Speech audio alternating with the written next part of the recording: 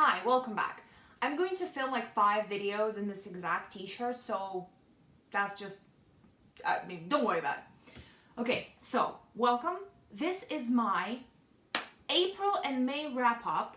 Please let's ignore the fact that it is June 19th and I'm gonna need to film a June wrap up soon. I just could not for 2 months, almost 2 months film, just no. So I'm just gonna talk about all the books that I read in April and May. There are not that many, but I'm just gonna look at my Goodreads. Just let's imagine that I'm a normal person that makes a script and everything. I'm just gonna look at my Goodreads while I talk to you and give you the ratings and everything because it's so convenient to have it all in front of my face. Okay, book number 1 I read in April was Her Pretty Face by Robin Harding. 2 stars. Sorry, I mean, the more I think about it, the more I want to give it 1 star. Okay, I read another book by Robin Harding before. It was The Arrangement. It was about like a girl entering into a sugar baby, sugar daddy relationship, and it was good. This one, first of all, the plot was incredibly similar to A Simple Favor, which is not a good thing. Like, that book was a mess as well. Wait, I mean, the plot was kind of boring in itself, right? Plus, I already read the exact same thing. And what I really didn't like in this book was the blatant fat phobia. I do not understand where this comes from. I don't understand the purpose of this. Let me explain. The main character, can't even remember her name now, she is the wife of this incredible, gorgeous, talented, rich man, and her child is going to a new school. They're living in a new town. Her best friend is this super popular, cool, mean girl who approached her herself and is kind of protecting her from the gaggle of other moms who are judgmental and are constantly like, there's literally a scene where one of these moms talks to her at a school function and says that it's a shame that this main character's husband is married because he looks so good next to another woman that he's talking to right now. And they all talk about her like that in this kind of depreciative manner because she's fat. And it literally makes no difference to the plot. You could pluck all of this crap out about her weight out of the plot and it's not going to make any difference. I think that the only reason why it's in there is in order to make her insecure and to make her feel weird for why this cool woman is friends with her. But you know what? You could have done it in different ways without being fat phobic and gross. Let's move on. Book number 2 is Don't Look for Me by Wendy Walker. Honestly, I cannot remember what the hell it's about. Let's look it up. It was a pretty good thriller. I remember now what it was about. It's about a woman. She's got 2 kids, a husband, a happy family, but something happened in their family that made her incredibly depressed.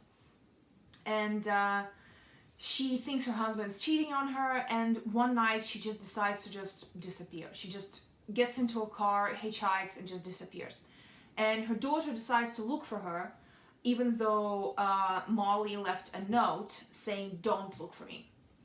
Okay, next book, Under the Whispering Door by T.J. Klune. 5 stars, amazing, show-stopping, glorious. It was so good, so good. It's a story about a man whose name I cannot remember. Wallace. I think his name is Wallace. What's wrong with me? I normally remember all the characters' names. He dies, and he's an asshole. The book begins with a scene. He's a businessman or something. The book begins with him firing a woman who doesn't deserve it. And shortly after that, he just drops dead. And it's about him crossing into the next life. He goes to this other place, which is kind of like a crossing point between life and death. A woman who is sort of like the ferryman's assistant, she takes him to this place. And it's about his relationship with the characters who work in this place, with the other spirits, with the other ghosts, and about just how all of this works. It was beautiful, almost made me cry. There's a precious romance in there as well, and it's just... it's just one of those soft, beautiful, fluffy books that kind of makes you think about life and what you do in it, and how you act towards people. And it might sound like a cheesy premise, but it was done really well. And as kind of a light-hearted fantasy with hard topics on its mind, I think it deserves all the praise that it gets. 5 stars, read it. The next book I read is Herding Cats by Sarah Anderson. It's just comic strips in a book. I mean, 5 stars. What else can I give it? I love Sarah Anderson. Her little comics are beautiful. I'm going to put her links down below so you can go on Instagram and follow her. She released a figurine, like a collectible thing of her comic persona recently. You all probably know who she is. She's wonderful, so I'm just going to go on. Book number next is Gallant by V.E. Schwab. 4 stars. I really wanted to read it, and I almost bought a signed copy on Book Depository, but just, you know, it's always like that. Whenever there's a signed copy or something that I really want to buy, I never ever have any money, specifically when that thing is released, to buy it. It was 4 stars. I think V. Schwab herself and a lot of fans talked about it as a kind of spiritual continuation of The Invisible Life of Addie LaRue, and it did feel a little similar. I haven't read anything else by V. Schwab. I only read Addie LaRue in this one, and they did feel similar. They felt in kind of the same aesthetic, and I gave it 4 stars. I thought it was beautiful, and I liked the plot, I liked the characters, and it felt nicely wrapped up. But 4 stars because I think just something a little bit was missing. I don't know what, and it was beautiful. It was gorgeous. It's entirely deserving of praise, but just something was missing, but I don't know what. Next, I read The Fellowship of the Ring. Yay! Yay me! I read it. Okay, 5 stars. I don't even want to talk about it. I read it because I had to read it for years. I had it on my TBR for years, obviously, and I was putting it off because I have this big omnibus, like all 3 books in one tome, and it's teeny tiny little font, and the book is so huge you can literally kill somebody with it. And for Christmas, I got a gift of a box set. I have it over there, and I could get up and get it. Let me get up and get it. Will you wait? Yeah, here's my little box set. They're pretty small. It's the size is kind of like a mass market paperback, so it's not like the font is terribly big. It's not much bigger than in that omnibus, but it's much more comfortable to read when it's just one little book. So I read The Fellowship of the Ring, and we watched the movie immediately, and I really liked it. It's hard to talk about The Lord of the Rings because it already has such a huge following that whatever you say, like, it's already been said. And if you don't like it, you're going to be cursed from all sides immediately. And if you do like it, nobody cares because everybody likes it, you know, so it's hard to talk about it. But yeah, here it is. I read it, I liked it, and I cannot wait to read the next 2. Okay, the next one is Night Film by Marisha Pessel. 4 stars. It's a chunker, and it's, I don't know, it's like 600 or something pages. And almost 600, 580 something. 89. It's got a lot of mixed media. It's got like little internet pages and articles, little notes, pieces of paper and stuff like that. It's a book about the death of Ashley Cordova. She's the daughter of this elusive director Stanislas Cordova, who's kind of, he's got this cult status. His films are horror that are apparently so terrifying. I think in the book he was inspired, in my opinion, by Kubrick and Hitchcock. And it talks a lot about his films. It's about this investigative journalist, Scott McGrath, who investigates Ashley's death. He tried going after Cordova years ago, and Cordova destroyed his career. Cordova is such an elusive man that nobody knows what he looks like. Nobody's seen him in years. And when Ashley dies, it's ruled a suicide, but Scott doesn't think that was a suicide, so he starts to investigate. I really enjoyed it. It was a really fast-paced story, and there was a lot of twists and turns. And at the end of it, you still, even though like it's explained in the end, you can still sort of make your own conclusion if you decide to. I did not like Scott. Like, I do not need to connect with characters to enjoy a book, but he was a shitty father. It was just, you know, constantly, it was just underlined. It was just annoying to me. But yeah, it was 4 stars. It was very entertaining. I enjoyed it, and I think I'm gonna read another one of Marisha Pessel, Neverwald Wake, I think it's called. Okay, next one. I read Mythos by Stephen Fry. Stephen Fry is my favorite human in the whole world. He's a wonderful writer, a wonderful actor. He's a very talented man. I connect a lot to him. And, oh no, my favorite bookmark is torn. I need to mend this. Mythos is the retelling of Greek mythology. I love Greek mythology. We all went through this, right? We all, us neurodivergent kids, we all had like Greek mythology, Egyptian mythology, and dinosaurs phase when we were kids. And I went through all 3. And I think I'm still in my Greek mythology and dinosaurs phase. I never probably grew out of it. And I knew most of the information that was in this, but just the way he tells things, the way he writes, it's so beautiful. It's got this little cheek all the time, you know, and it's just gorgeous. And it's part of a series. The next one is Heroes, about it's like the retellings of Odyssey and Iliad. And the next one is Troy. It came out last year, October 1st, I think. And I was obsessed with getting it, and obviously I didn't, like always. So it was wonderful, 5 stars. There's nothing bad I can say about this. If you like Greek mythology and delightful British man, read this one. Next one I read is Sawkill Girls. 2 stars. I'm sorry. I know that it's... Look, I think I need to break up with young adult literature. I know that it's my own fault for not liking a young adult book when I know I don't like young adult books and still reading it. But it's just that sometimes the premise sounds so wonderful, and people whose reading tastes I trust recommend it highly, that I give in and read it, and it was crap. I'm so sorry. It was boring. I mean, it was sloppy and boring, and just the writing wasn't very good. It's about 2 sisters and their mother. Their dad dies in a car accident, and they move to Sawkill Island, or Sawkill Rock it's called.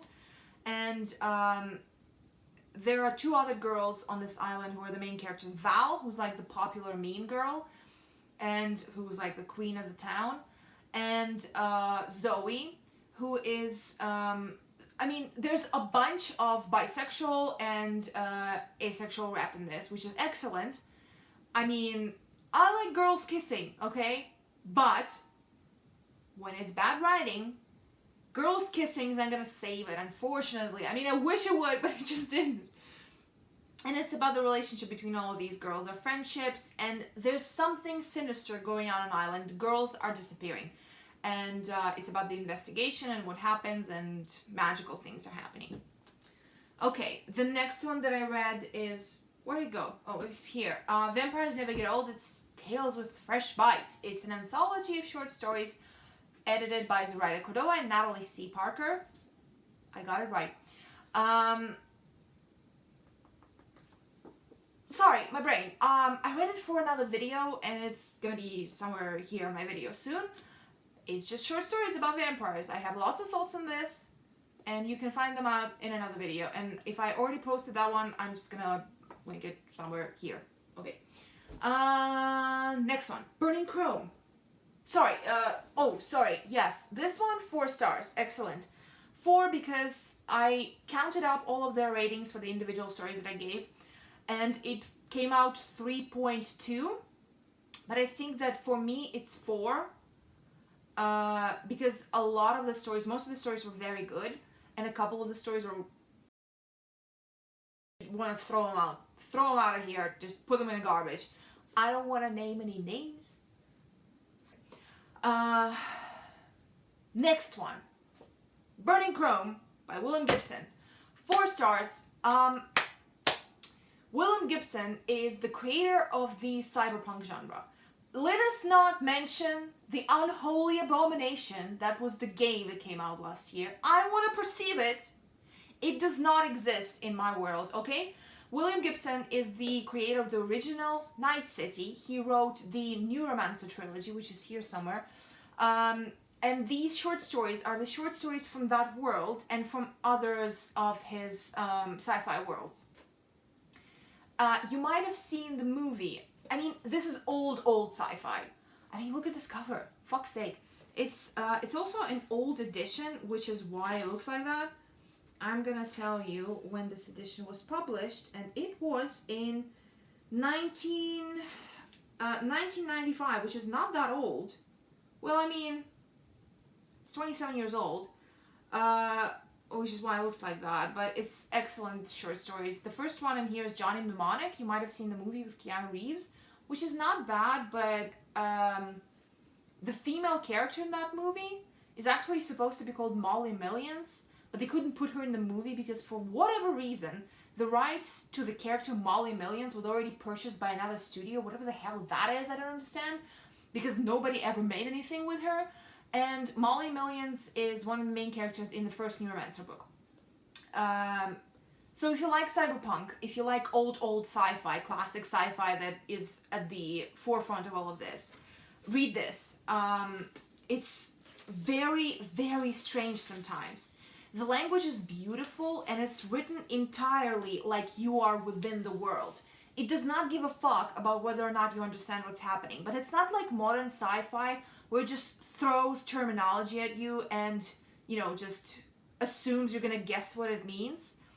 All the terminology that exists in this, it immediately has a rule in the world which explains what it is, and the names are, whilst being sci-fi, they are reminiscent of the names of something similar in our world, so it's never too weird. And some of these stories are just so good. My favorite one is The Belonging Kind, and it's actually, he co-wrote it with John Shirley, and if you read one story from this, read The Belonging Kind. It's, oh god, it's magnificent. Okay, next book I read is Tightrope Grown, 4 stars. It's number 1 in the Gorman Gas trilogy by Mervyn Peake. I'm annoyed about this because I read 2 books out of the 3, and then I found out that he died before he could finish the cycle. It wasn't supposed to be a trilogy, it was supposed to be a cycle. And his wife, based on like the first chapter or something, like a few pages of writing that he had for the next book, she wrote the last book and kind of wrapped the story up. But when I read the 3rd book, I don't know if I'm gonna read that one, because whilst I trust that she knew what she was doing, that she knew her husband, I think that I just want to leave the story at that. I'm not sure yet, but this is just what I feel right now. I gave it 4 stars. So basically, Gorman Gas is a story about Tightrope Grown is the 78th Earl of Gorman Gas. Gorman Gas is this huge, sprawling castle that is full of like plants growing inside it. There are birds living inside it, and all the people that live inside it are like the court of the Earl, and there are villages around it where the villagers, the poor people, live. And it's fantasy, but it's the kind of fantasy that doesn't rely on magic at all. We know that all fantasy, kind of like classical fantasy, derives everything of itself from the medieval times, and it very much feels like it does, but no magic is ever mentioned. There's a doctor, he does medicine, you know, there's like nothing like that. Tightrope Grown is born in this book. He's a baby, and he grows up a little bit to the age of about 12, I think, in this book. There's his sister, the Earl, their mother, the crazy twin sisters of the Queen, and it's very beautiful, it's very strange, and it's just, it reads like very flowing poetry. It's not a very long book, so it's easy to read, but I think that it's weird enough that it's going to take you some time to process. But if you like weird evocative fantasy, I think this is going to be for you. Next book I read is 13 Ways of Looking at a Fat Girl by Mona Awad. Sorry, I'm still not sure how to pronounce that. 5 stars. Like, I understand why it's got a pretty low rating on Goodreads. It's 3.03, but I think it's beautiful. Look, let's face the facts, okay?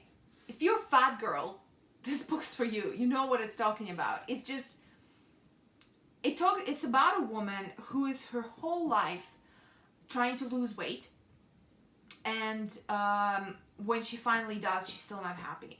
And it's about her going, you know, back and forth on this journey, And it just goes throughout her whole life, from her teenage years to when she grows up, when she marries, when she, and it's just a story about a woman's life battling her inner demons, and it's gorgeous. I think it might not be for everybody, but fortunately it was for me. Next one is The Nanny by Gillian Macmillan. I gave it 4 stars.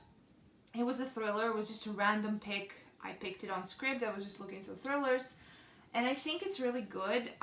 It's about this woman whose husband dies, and she and her daughter go back to England. She's the daughter of some English aristocratic family, and they go back to England to live with her mother in their family manor while she gets back on her feet.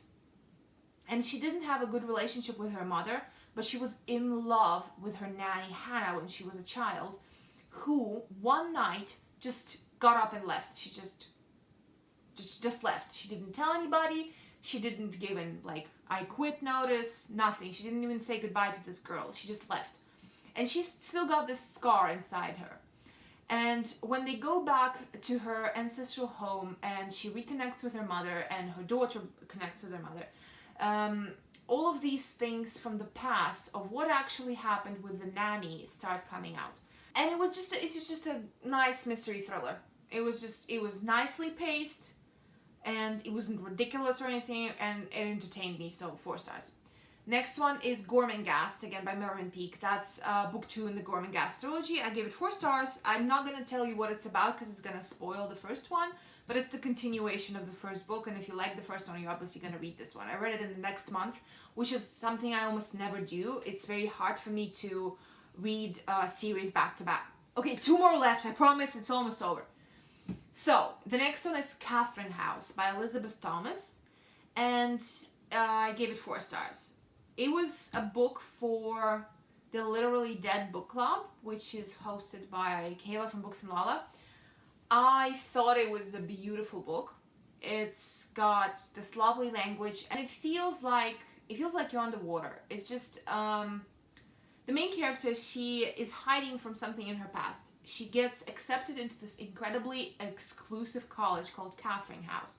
And when you enter this college, you need to leave your life behind. You cannot have any contact with the outside world for the 3 years that you're studying.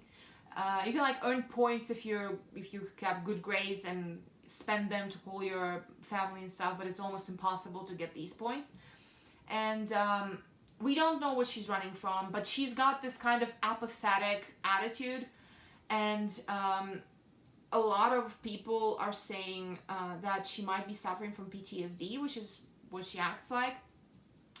And something in Catherine House is not right. They're doing some kind of research that is deemed immoral, but nobody really knows what it's about. A lot of people think it's all a hoax. It's something to do with plasm, which is this kind of matter that all things consist of. It's sort of explained like that.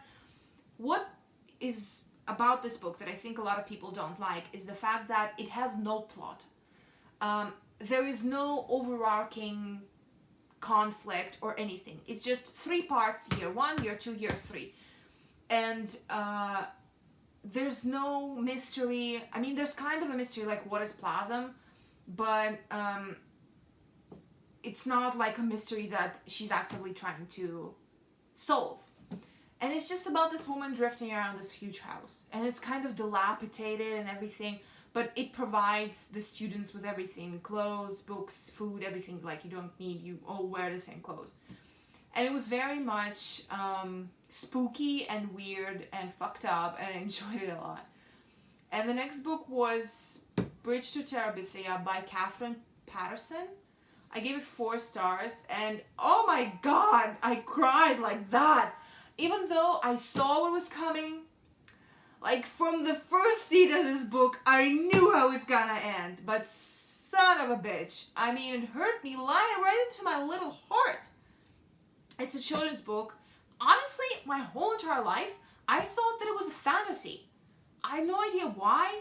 I guess because Terabithia sounds like a magical country, something. And I thought it was a fantasy about that. But no, it's just a story about this boy who meets a girl. They're in high school or middle school or something, and they just become friends. And it's just about them. They come up with this country, Terabithia, and it's just their little fantasy world that they escape to. And it's beautiful and sad, and yeah, and it's gorgeous. Somebody on Twitter dared me to read it. So yeah, that was good. Okay, this video is probably an hour long. Thank you if you watched the whole of it. I read some good books, and I don't know, I hope I can make a wrap up, like a monthly thing like normal people do. But if this is okay, like a bi-monthly thing, just tell me and maybe I'll do this. So I'll see you next time. The war's still going on and we're very pissed about that, but they're trying to take us into the EU right now. So yeah, that's good. And I'll see you next time, and Slava Ukraini!